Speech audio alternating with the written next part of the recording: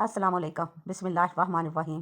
آج ہم شروع کرتے ہیں ایپیسوڈ 2، بچھڑتے رشتے ٹوٹتے سائے۔ وقت کبھی ایک جیسا نہیں رہتا، اور زینب کی زندگی میں تو جیسے سکون کا کوئی باب لکھا ہی نہیں گیا تھا۔ چھت پر لکھا ہوا نام تو رہ گیا، مگر گھر کے اندر وہی سرد لیجا، وہی فاصلے۔ دن گزرتے گئے اور زینب کی گود میں ایک کے بعد ایک بچیاں آتی رہیں۔ گھر بھر گیا تھا معصوم ہنسیوں سے، مگر عجیب بات یہ تھی کہ اس ہنسی میں بھی ایک اداسی چھپی ہوتی تھی۔ دادی کے تانے اب معمول بن چکے تھے۔ اتنی بیٹیاں آخر کب تک؟ زینب ہر بار سر جھکا لیتی، وہ اب جواب دینا بھول چکی تھی۔ مگر ان سب کے درمیان ایک چیز الگ تھی، سلیم کا رویہ۔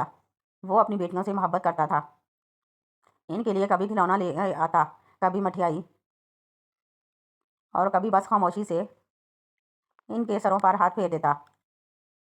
یہ چھوٹے چھوٹے لمحے ہی زینب کے جینے کا سہارا تھے، مگر زندگی نے ابھی ایک اور امتحان باقی رکھا تھا۔ ایک دن حالات ایسے بدلے کہ زینب اپنے ہی بہن بھائیوں سے دور ہو گئی۔ کوئی لڑائی نہیں ہوئی تھی، کوئی بڑی بات بھی نہیں، بس وقت اور فاصلے درمیان آ گئے۔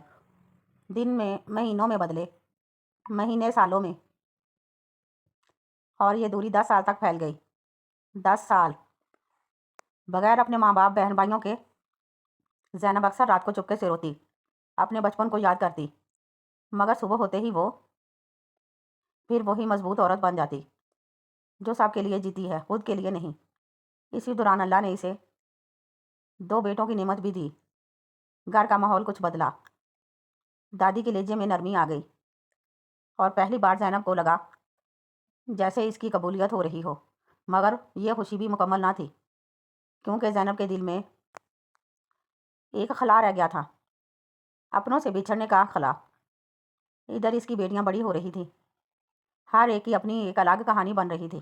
ان میں سے ایک بیٹی خاموشی سے سب کچھ دیکھتی رہتی تھی، ماں کے آنسو، گھر کے حالات، اور وہ خاموش قربانیاں، وہ سب کچھ اپنے دل میں محفوظ کرتی جا رہی تھی۔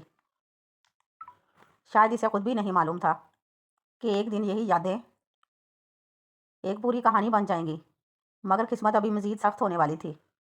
ایک ایسا وقت آنے والا تھا جب یہ گھر جو پہلے ہی دکھوں سے بھرا تھا، 2 ایسے صدمے سہے گا جن کے بعد سب کچھ بدل جائے گا، اور زینب وہ اس بار شاید سنبھل نہ پائے۔